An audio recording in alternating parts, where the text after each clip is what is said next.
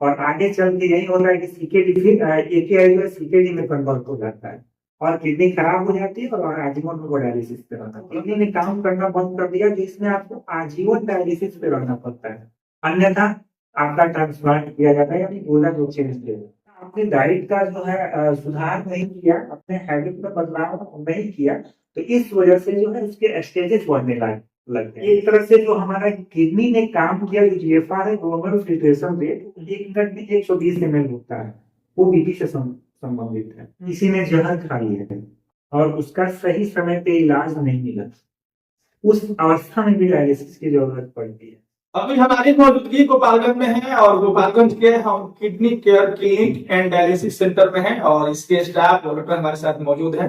Kidney को लेकर के ठंड के दिनों में या फिर किसी भी परिस्थितियों में जब किडनी की बीमारी होती है तो गुर्दे के रोग को लेकर के डायलिसिस की बात आती है। आपको बता दें कि इस अस्पताल में इलाज के साथ साथ डायलिसिस का भी व्यवस्था है और सबसे बड़ी बात यह है कि एकदम कम खर्चे में तमाम सुविधाओं के साथ जो आधुनिक सुविधा होता है उससे लैस होकर के अस्पताल चलता है। इसके ऊपर हमारे साथ आशुतोष कुमार पांडे जी मौजूद हैं। फैसिलिटी को लेकर के, सुविधाओं को लेकर के, खास करके गुर्दा संबंधित बीमारियों को लेकर के बातचीत किया जाएगा। बहुत बहुत स्वागत है जी, आपका भी स्वागत है, तमाम दर्शकों का भी हम स्वागत करते हैं। पहला सवाल, गुर्दा मतलब की बीमारियों में जो डायलिसिस होता है इसके अलावा और कौन कौन से बीमारी होते हैं जिसमें डायलिसिस करना पड़ता है?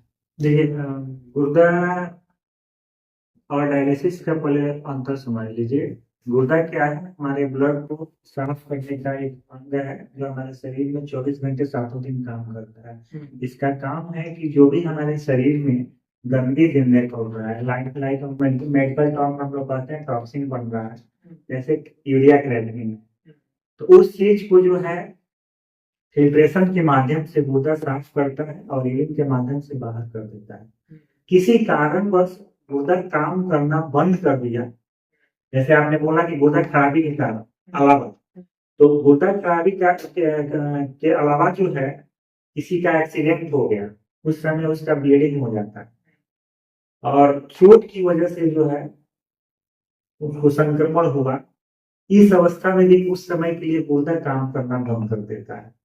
किसी ने जहर खा लिया है और उसका सही समय पे इलाज नहीं मिला, उस अवस्था में भी डायलिसिस की जरूरत पड़ती है।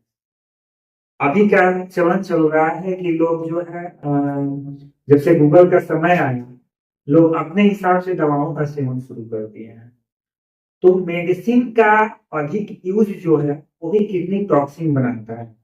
इस अवस्था में भी किडनी काम करना बंद करता है और उस समय जो है डायलिसिस की जरूरत पड़ती है। तो जो किडनी फेलियर और काम करने से बंद वाली जो अवस्था है, किडनी फेलियर अगर हो गया, जैसे किडनी फेलियर का जो अगर बात करें तो बोला जाता है CKD BJD, chronic kidney disease, मतलब किसी समय में आपको ब्लड प्रेशर हुआ, ब्लड शुगर हुआ और उसका सही इलाज नहीं मिला, तो धीरे धीरे करके गुर्दे में नुकसान होता है। ब्लड प्रेशर का बात करें तो ब्लड प्रेशर का बढ़ना, जैसे किडनी है 1 मिनट में 120 ml खून साफ करता है, ब्लड प्रेशर देखते हैं 120 तो एक तरह से जो हमारा किडनी ने काम किया, जो जीएफआर है ग्लोमेरुलर फिल्ट्रेशन रेट 1 मिनट में 120 ml होता है, वो बीपी से संबंधित है। अब जहां उसको काम करना है 1 मिनट में 120 ml, अगर किसी का बीपी 160 170 80 कंटिन्यू रहा है तो उसको 40 से 50-60 ml जो एक्स्ट्रा ब्लड मिल रहा है, तो उसमें किडनी ने एक्स्ट्रा काम किया, उस पर एक्स्ट्रा दबाव पड़ने की वजह से इस परिस्थितियों में भी जो है किडनी खराब हो जाती है।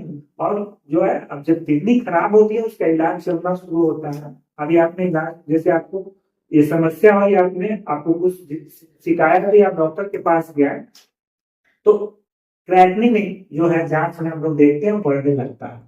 जैसे क्रेटिनिन का नॉर्मल रेशियो 0.5 से 1.5 के बीच का होता है, अगर 1.5 से 1.6 भी चला जाता है तो चिंता का विषय है।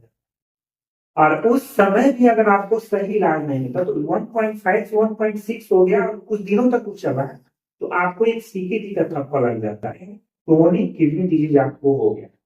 अब 1-2 साल तक आप चलते हैं, उसमें आपको सही दिशा नहीं मिला, आपने डाइट का जो है सुधार नहीं किया, अपने हैबिट में बदलाव नहीं किया, तो इस वजह से जो है उसके स्टेजेस बढ़ने लगे। लगते हैं। जैसे सीकेडी हुआ, उसके बाद सीकेडी 1, सीकेडी 2, सीकेडी 3, तो ये स्टेजेस जो बढ़ते हैं वैसे वैसे किडनी का फिल्ट्रेशन रेट कम होते जाता है। तो जब फिल्ट्रेशन रेट कम हो जाता है तो किडनी जो है काम करने में जो है असमर्थ होता है धीरे धीरे, और शरीर में टॉक्सिन ज्यादा बढ़ने लगता है। तो इस वजह से है अब वोमिटिंग का टेंडेंसी होना, शरीर में बेचैनी होना, घबराहट, ये सब समस्या होने लगती है।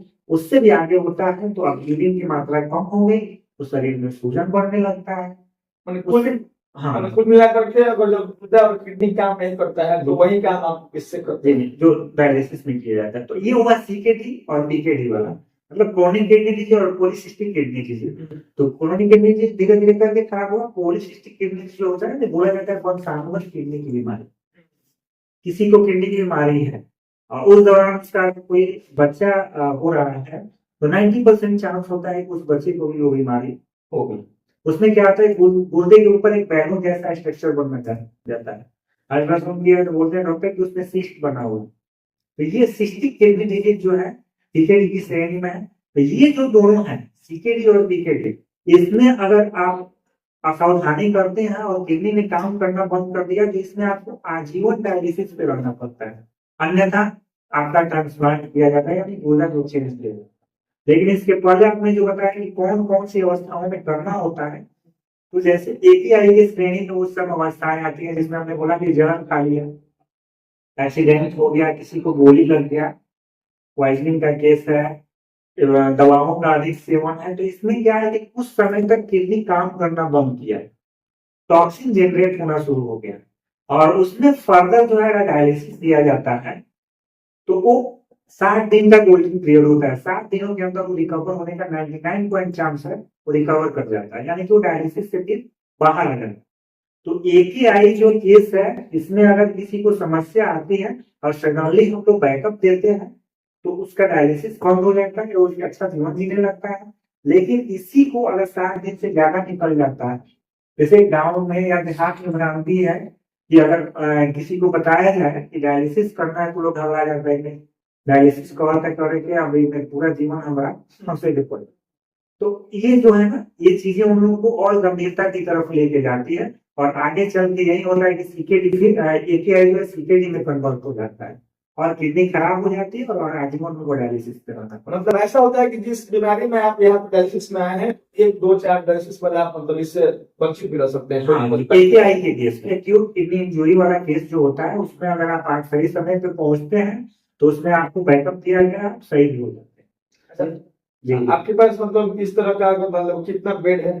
जी हमारे पास जो डेली रूटीन वाले 4 बेड है, एक आईसीयू में चलता है, जो क्रिटिकल पेशेंट होते हैं उनको आईसीयू में हम लोग करते हैं। तो टोटल मिला के हमारे पास 5 बेड अभी हम करते मतलब हैं। 5 मरीजों को आप रख सकते जी हैं। जी, उसके बाद कितना स्टाफ है आपके पास? हमारे पास टोटल 7 स्टाफ है, जिसमें एक ये है बीएससी नर्सिंग है, ये है डिप्लोमा डायलिसिस है, एक लेडीज स्टाफ है, जीएनएम है, और 2 बीबीए है। ऐसे करके 7 स्टाफ, एक हाउस कीपिंग है, 7 मतलब स्टाफ। 7 लोग आपके साथ काम कर रहे हैं। जी बाकी मान लीजिए कि आपके यहाँ डायलिसिस के लिए आया रहता है तो एक डायलिसिस में क्या चार्ज करता है? जी, अभी हम लोगों ने स्टार्टिंग किया था, हमने यहाँ 2000 रुपये चार्ज रखा हुआ था डायलिसिस का, लेकिन हम लोग का एक्सपेंस ज्यादा होने लगा, इस वजह से कुछ उसमें कंज्यूमेबल का रेट भी बढ़ गया, तो हम लोगों ने फिर उसमें 150 रुपये एंगेजमेंट किया। तो अभी 2150 रुपये में हम लोग यहाँ डायलिसिस कर रहे हैं। उसमें भी हम लोग का जो है बाकी जगहों पे क्या लोग करता है कि लोग किट यूज करता है, रीयूज करता है। हम लोग क्या करते हैं कि उसको 1 टाइम यूज करते हैं फिर डिस्कार्ड कर देते हैं। तो जहाँ 1 टाइम किया जाता है वहाँ एक्सपेंसिव जाता है, बट क्या है कि पेशेंट को उससे बेटर फीलिंग आता है और फ्यूचर उसका सेफ होता है, कोई संक्रमण का चांस नहीं है, उसका क्लियरेंस रेट बढ़िया होता है, तो वो सेफ है। अच्छा, बाकी अगर आप किसी को मतलब डायलिसिस पर रखते हैं तो उसका मतलब कितने देर तक रहता है वहाँ पे, मतलब बेड? ठीक है, डायलिसिस का जो मेंटेनेंस टाइमिंग होता है वो 4 घंटे का होता है। पेशेंट जब आता है उससे आगे 4 घंटे तक उसका सेशन चलता है, 4 घंटे बाद फिर अपने घर चला जाता है। बाकी जिस रूम में मतलब डायलिसिस किया जाता है, जिस बेड पर उस मरीज को रखा जाता है, वहाँ आईसीयू की व्यवस्था है? वहाँ सारी व्यवस्थाएं हम लोगों के पास है, प्रोग्राम मॉनिटर लगा हुआ है। देखिए हमारे सेंटर में और सेंटर में अंतर ये है, पहला हमने तो बताया कि हम लोग सारा चीज डिस्पोजेबल यूज करते हैं। दूसरा है कि बहुत ऐसे सेंटर है कि बेड उनके पास 10 से 15 चल रहे हैं, स्टाफ उनके पास 2 से 3 काम करते हैं। हमारे पास बेड 5 चल रहे हैं, स्टाफ 7 काम कर रहे हैं, यानी एक बेड पे 2 स्टाफ करता है। अगर किसी पेशेंट को खांसी भी आया तो उसको देखने के लिए 2 लोग। तो पेशेंट को किसी प्रकार की परेशानी हम लोग नहीं होने देने का प्रयास करते हैं। अपने घर जैसा हम लोग ख्याल रखते हैं, एक विशेष केयर में हम लोग चलाते हैं इसको। हम लोग खत्म करेंगे और इस वीडियो में आपको एक नंबर दिया जाएगा। मुझे लगता है कि इतने सारी सुविधाओं का लाभ लेने के लिए और आप इस तरह की बीमारियों से परेशान हैं तो आपको एक बार जरूर ही गोपालगंज के आराम मोड़ से जब पश्चिमी साइड में आप गोपालगंज शहर में प्रवेश करते हैं तो आपको बता दें कि लगभग 300 मीटर के बाद सड़क के दक्षिण साइड में नए सुख नेत्रालय की बिल्डिंग में kidney care clinic and dialysis centre चलता है, जिसके ऑनर कह सकते हैं या फिर देख रेख में जिसके केयर टेकर या फिर डॉक्टर आशुतोष कुमार पांडे हैं। वीडियो में नंबर भी चल रहा है। बाकी इस वीडियो के अलावा जो भी कुछ आपके पास इंक्रीज होंगे या फिर जो आपको इंक्वायरी देना होगा उस पर आप बात कर सकते हैं और इस तरह की सुविधाओं का लाभ लेने के लिए आप यहाँ पे आ सकते हैं। बहुत बहुत धन्यवाद।